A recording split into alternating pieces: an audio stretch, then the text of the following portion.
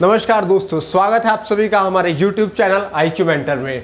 तो दोस्तों, आप लोग जानते हैं कि आने वाले 5 तारीख को हमारे सीटेट का एग्ज़ाम कंडक्ट होने जा रहा है और इसी के क्रम में हम वीडियोस बना रहे हैं, नए नए ट्रिक्स दे रहे हैं। तो अब जानते हैं आप सभी लोग कि ज़्यादा दिन बचे नहीं हैं। तो बहुत सारे बच्चों की ये शिकायतें आ रही थी, बहुत सारे बच्चों ने हमसे पूछा कि सर जो कॉम्प्रिहेंशन है वो कैसे किया जाए।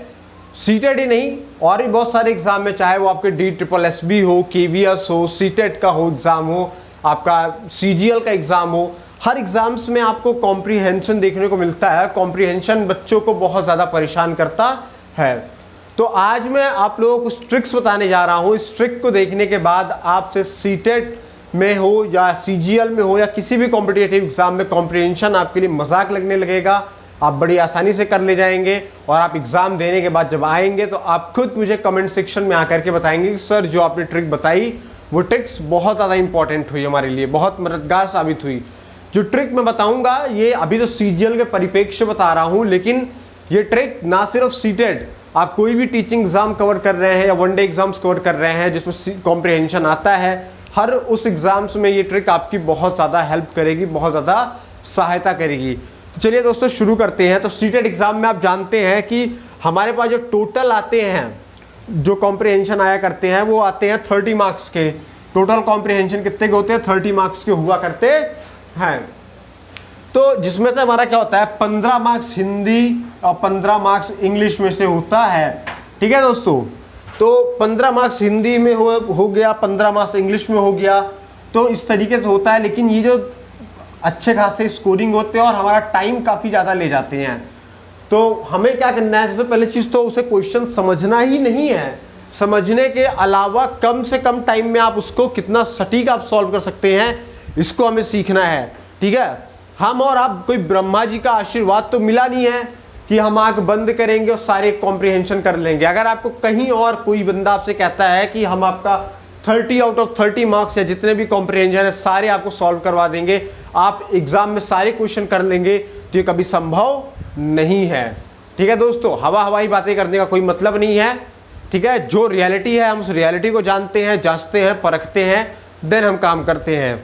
चलिए, तो हम जानते हैं जो पैसेज आता है, हिंदी हो या इंग्लिश हो, ठीक है, सीटेट में 2 पैसेज हमको देखने को मिलते हैं, जिसमें एक शॉर्ट होता है, एक लॉन्ग होता है।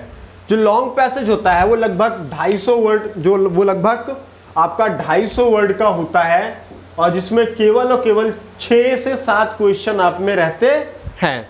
ठीक है, वहीं पे अगर आप शॉर्ट पैसेज को अगर आप कवर करें तो उसमें लगभग 8 या 9 क्वेश्चन आपको मिल जाएंगे, केवल 150 वर्ड्स के रहते हैं। और सबसे बड़ी बात ये होती है कि बहुत सारे क्वेश्चन उसमें डायरेक्ट पैसेज से ही पूछ लिए जाते हैं। तो जब भी आप पैसेज सॉल्व करने जा रहे हो तो सबसे पहले आप देखिए कि नंबर ऑफ क्वेश्चंस किस पैसेज में आपको ज़्यादा मिल रहा है। नंबर ऑफ क्वेश्चंस पे पहले आप भागिए।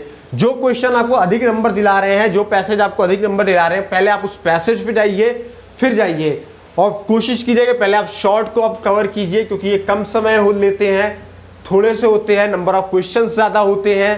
ठीक है दोस्तों, तो ये करने में आपको समझदारी होगी, चाहे आप किसी भी लैंग्वेज में आप कर रहे हो, हिंदी हो या इंग्लिश हो।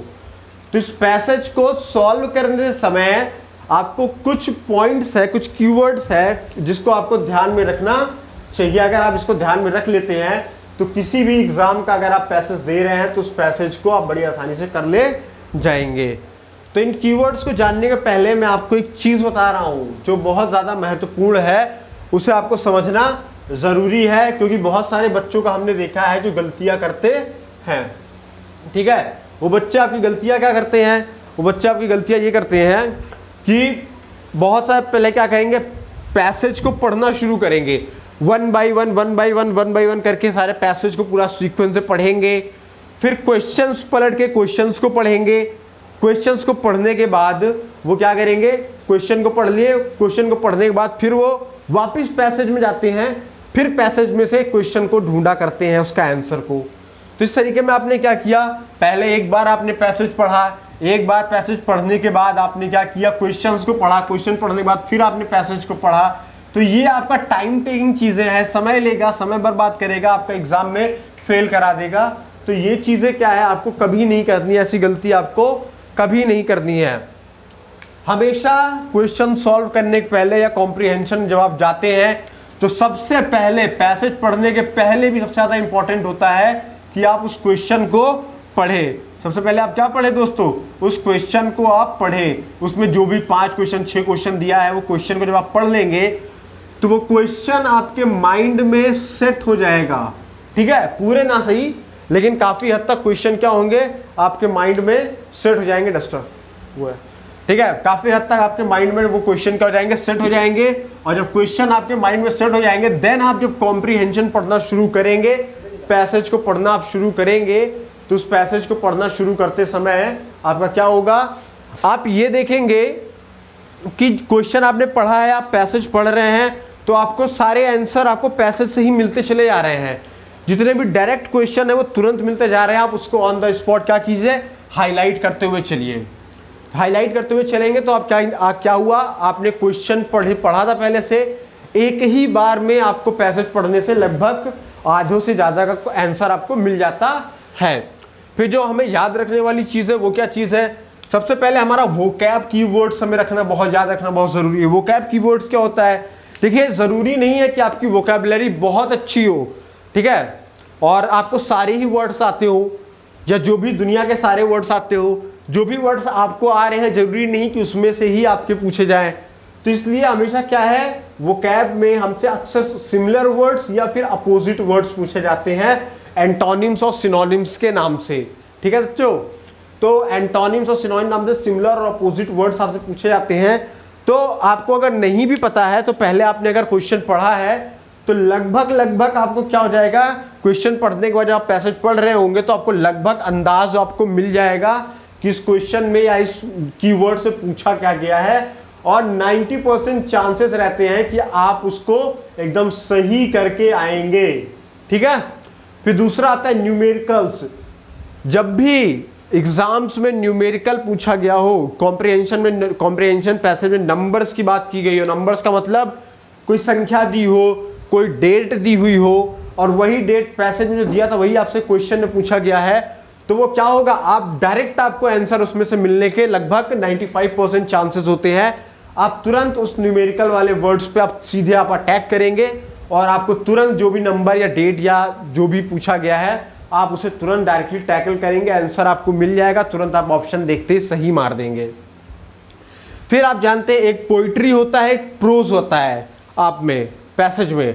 तो पोइट्री में आपको सबसे पहले चीज क्या है, पोइट्री या प्रोज जो भी दिया है उसका आपको मेन आइडिया समझना है कि वो जो पैसेज आपने पढ़ा है उस पैसेज का मतलब क्या है या उस पैसेज की समरी क्या है, वो पैसेज कहना क्या चाहता है, ये चीजें क्या करना है आपको, इसकी मेन आइडिया उसकी कहानी को आपको समझना बहुत जरूरी है। और ये चीजें सिर्फ और सिर्फ प्रैक्टिस से आएगी, क्योंकि सीटेट में क्या है, कभी भी पैसेज रिपीट नहीं होता, कोई भी पैसेज ध्यान रखिएगा रिपीट नहीं होता है। इसीलिए आप इसके लिए अधिक से अधिक प्रैक्टिस करें और प्रीवियस ईयर क्वेश्चन पेपर जितना ज्यादा हो सके उतना ज्यादा आप उसको लगाते रहे। ठीक है, देन तीसरा आपका चौथा आता है इमोशंस। जो पोइट्री पढ़ रहे हो या जो प्रोज जो भी आपका दिया है उसमें इमोशंस क्या है, इमोशंस का मतलब उसकी इम्प्लिक्ट मीनिंग क्या है। इम्प्लिक्ट मीनिंग का मतलब होता है उसकी हिडन मीनिंग या फिर इनडायरेक्टली मीनिंग, मतलब अगर उसमें कोई करुणा, सौरो, दुख की बात की गई हो तो वो हिडन तरीके से दिया है, तो वो आपको समझना पड़ेगा कि वो खुशी की बात कर रहा है, दुख की बात कर रहा है, करुणा की बात कर रहा है ना, या गर्व की बात कर रहा है, क्या उसकी हिडन मीनिंग है, उसका इनडायरेक्ट मतलब क्या है, वो आपको समझना जरूरी है ना, यानी कि इम्प्लिक्ट मीनिंग आपको जानना बहुत ज्यादा जरूरी है। फिर नेक्स्ट आता है आपका एलिमिनेशन। देखिए दोस्तों, एलिमिनेशन ये मैं ये नहीं कहूँगा कि बहुत अच्छी चीज़ है, ठीक है, लेकिन कहीं ना कहीं काफ़ी हद तक काफ़ी अपने मददगार साबित होगी आपका टाइम बचाने में। दोस्तों कुछ क्वेश्चंस ऐसे होते हैं जिनका मीनिंग हमें नहीं मिल पाता है, क्योंकि हम कोई अंतर्यामी तो है नहीं, ठीक है, हम कोई अंतर्यामी तो है नहीं जो सारे के सारे एक साथ चीज़ें हम कर ले जाएंगे। ठीक है, तो एलिमिनेशन में क्या होगा, जो क्वेश्चन आपको नहीं आ रहे हैं उसमें आप ज़्यादा समय मत दीजिए, तुरंत आप उसको क्या करिए, स्किप कर दीजिए, उस क्वेश्चन को एलिमिनेट कर दीजिए या फिर उस क्वेश्चन को उस समय आप हाईलाइट कर दीजिए, कुछ भी आप स्टार हैश लगा करके कुछ भी हाईलाइट कर दीजिए ताकि आप उसे बाद में चेक कर सके, ठीक है। फिर दूसरा आता है जो पोइट्री जब आप सॉल्व कर रहे होते हो, पोइट्री का जो कॉम्प्रिहेंशन होता है उसका सेंट्रल आइडिया या मेक अ सेंस आपको क्या करना है, बहुत ज़्यादा ज़रूरी है। मतलब वो जो पोइट्री दिया है उसका सेंट्रल आइडिया क्या है या उस पोएम का क्या है, आपका सेंस क्या निकल रहा है, उस सेंस को जानना और समझना बहुत ज़्यादा इंपॉर्टेंट होता है। और ये चीज़ भी सिर्फ आपको प्रैक्टिस से ही आएगी और काफ़ी हद तक जब आप क्वेश्चन पहले से ही आपने पढ़ रखा है, यदि आपकी प्रैक्टिस कम भी है तो आपने पहले से ही क्वेश्चन पढ़ रखा है, तो जब आप पढ़ रहे होते हैं उस पोइट्री को तो पढ़ते समय ही आपको उसी पोएम से ही लगभग 70 to 80% आपको क्वेश्चन के आंसर पढ़ते समय ही आपको मिल जाएंगे। देन आता है dart over question. Dart over question और एलिमिनेशन लगभग सेम है, मिलते जुलते हैं। डार्ट ओवर क्वेश्चन का मतलब होता है जंप टू नेक्स्ट, यानी कि अगर कोई क्वेश्चन आपको नहीं आ रहा है या किसी चीज का आंसर आपको नहीं मिल रहा है तो आपके पास क्या है, टाइम लिमिटेड है, उस कम टाइम में आपको सब कुछ सॉल्व करना है। तो तुरंत आप क्या करें, बहुत समय बिना बर्बाद करते हुए आप उसे क्या करें, उस क्वेश्चन को आप हाईलाइट करें और हाईलाइट करते ही आप तुरंत दूसरे क्वेश्चन पे क्या कर जाए, कूद जाएं। आप आगे उस क्वेश्चन को उस समय स्किप करें, स्किप करके आप क्या कर जाएं, आप तुरंत आगे बढ़ जाएं। ये होती है समझदारी पैसेज को सॉल्व करने की, या किसी भी एग्जाम में आपको आसानी से टैकल करने में आपकी सहायता करेगी। उसके अलावा दोस्तों हमने आपसे वादा किया था कि हम आपका सीटेट में लगभग बहुत सारे क्वेश्चन हम आपको सॉल्व करवा देंगे और बहुत सारे क्वेश्चन सॉल्व करवाएंगे। साथ ही साथ अब आपके लिए खुशखबरी है। खुशखबरी ये है कि जब तक आपका एग्जाम नहीं हो जा रहा है तब तक 2011 से लेकर के अब तक जितने भी सीटेट के एग्जाम्स हुए हैं, हम पूरे एग्जाम्स के क्वेश्चन पेपर की एक सीरीज लेके आने वाले हैं। महा मैराथन क्लास, महा रिवीजन क्लास लेकर के आने वाले हैं, जो जिसमें अब तक जितने भी एग्जाम्स हुए हैं हम सारे एग्जाम्स में सीटेट के एग्जाम्स को कवर करेंगे, हर एक सेक्शन को कवर करेंगे, सीडीपी, इंग्लिश, मैथमेटिक्स, है ना, व्हाटएवर जो भी है आपका सब कुछ कवर करेंगे with proper explanation and solution.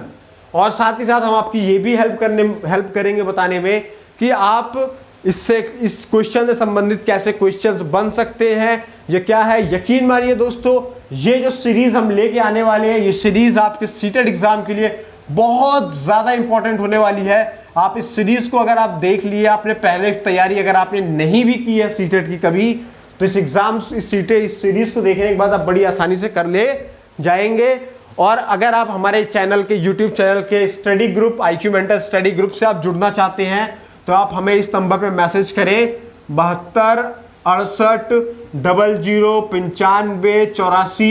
ये आपके लिए फ्री ऑफ कॉस्ट है, फ्री ऑफ कॉस्ट है, इसमें कोई शुल्क नहीं लगेगा। इस नंबर पे आप हमें मैसेज कीजिए, टाइप कीजिए कैपिटल लेटर में ज्वाइन, ज्वाइन के बाद आप अपना नेम लिखेंगे, अपनी एज लिखेंगे, अपनी सिटी लिखेंगे और किस एग्जाम को आप फोकस कर रहे हैं उस एग्जाम का नाम आप डालेंगे। हम आपको अपने IQ मेंटर स्टडी ग्रुप में हम आपको एडेड कर देंगे। साथ ही साथ आप हमें इंस्टाग्राम पे भी IQ मेंटर के नाम से फॉलो कर सकते हैं, टिकटॉक पे भी फॉलो कर सकते हैं। और हमारी वीडियो पसंद आई हो तो लाइक करें, शेयर करें और सब्सक्राइब करना ना भूलें IQ मेंटर को। मैं Tarun Yadav, thank you so much, good, have a nice day.